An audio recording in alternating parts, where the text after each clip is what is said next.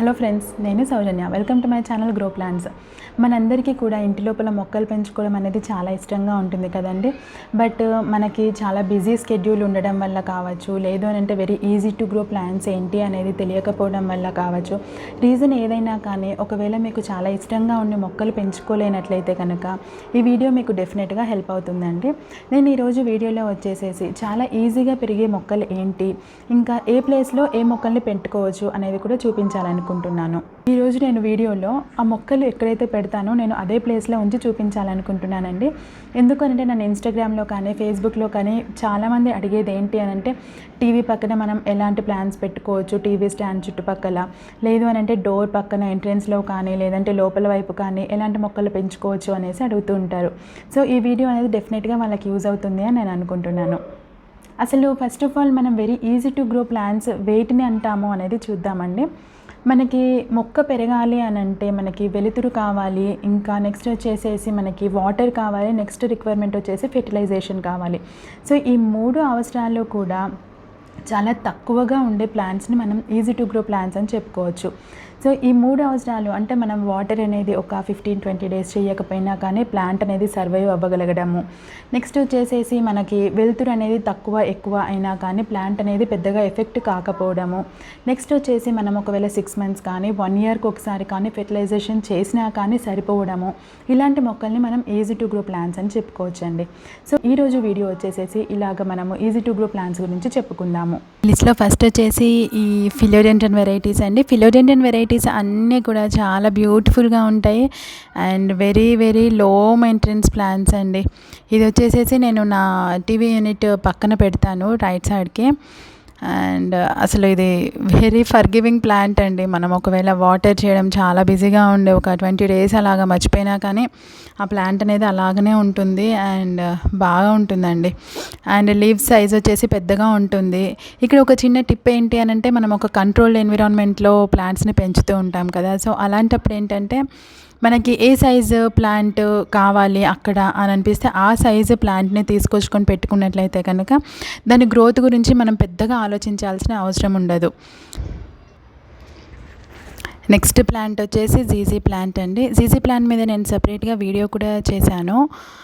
ఇది చాలా easy to grow plant and lighting కండిషన్స్ని బాగా తట్టుకుంటుంది. అండ్ ఒకవేళ చాలా వెరీ లో లైటింగ్లో ఒకవేళ మీరు పెట్టినట్లయితే కనుక గ్రోత్ అనేది అలాగనే ఆగిపోయి ఉంటుంది, కానీ ప్లాంట్ చనిపోవడం అనేది అయితే జరగదండి. ఓన్లీ ప్లాంట్ అసలు very hard to kill plant అని చెప్పుకోవచ్చు. ఒకవేళ మీరు ఓవర్ వాటరింగ్ అనేది చేస్తే తప్ప ప్లాంట్ అనేది అలాగనే ఉంటుంది అండ్ చాలా బాగుంటుందండి. యాక్చువల్లీ ఇక్కడ మేము టీవీ తీసేసామండి. ఇది మనము లివింగ్ ఏరియా నుంచి తీసేసి హాల్లో పెట్టేశాను నేను.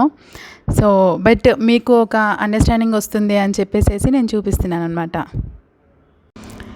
నెక్స్ట్ ప్లాంట్ వచ్చేసి నేను left side variegated philodendron plant పెట్టానండి. ఇది కూడా very easy to grow plant. But వచ్చేసి మనకు దొరకడం అనేది కష్టంగా ఉంటుంది, కానీ ఒకవేళ దొరికితే ఇది మాత్రం very easy to grow plant. So మీరు అడగచ్చు, మరి లైటింగ్ రిక్వైర్మెంట్ అనేది డిఫరెంట్గా ఉంటుంది కదా, మరి ఇక్కడ ఎలా మెయింటైన్ అవుతుంది అని. యాక్చువల్లీ మీరు చూసినట్లయితే ఈ లెఫ్ట్ సైడ్ నాకు డోర్ ఉందండి, మెయిన్ ఎంట్రన్స్ డోర్ అది.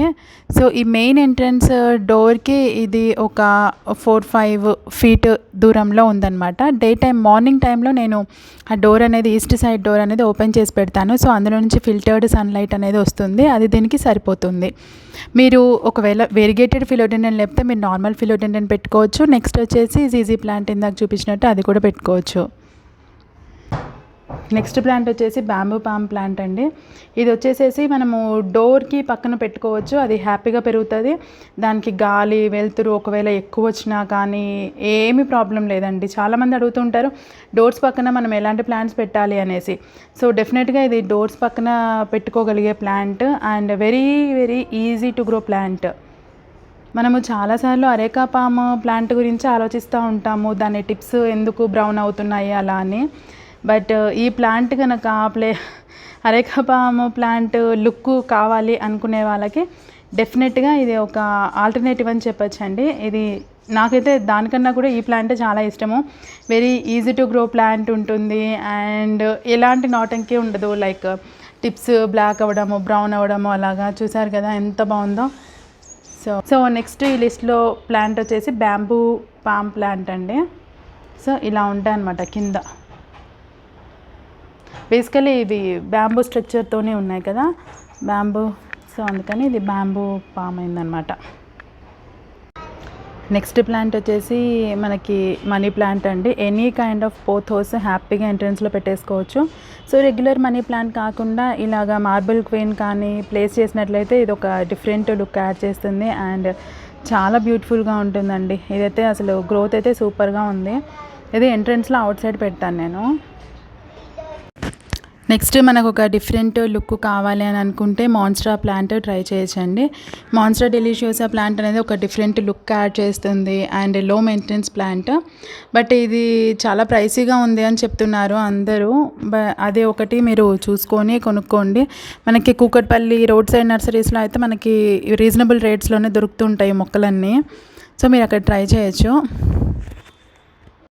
సో అదండి ఈరోజటి వీడియో. మనకి డోర్ ఎంట్రన్స్లో కానీ టీవీ యూనిట్స్ పక్కన కానీ వీటిల్లో మనం ప్లాంట్స్ పెట్టుకోవాలి అని అంటే philodendron plant, GG plant, next వచ్చేసి బ్యాంబూ పామ్, నెక్స్ట్ మాన్స్ట్రా, నెక్స్ట్ వచ్చేసి స్నేక్ ప్లాంట్ కూడా మీరు ప్లేస్ చేసుకోవచ్చు.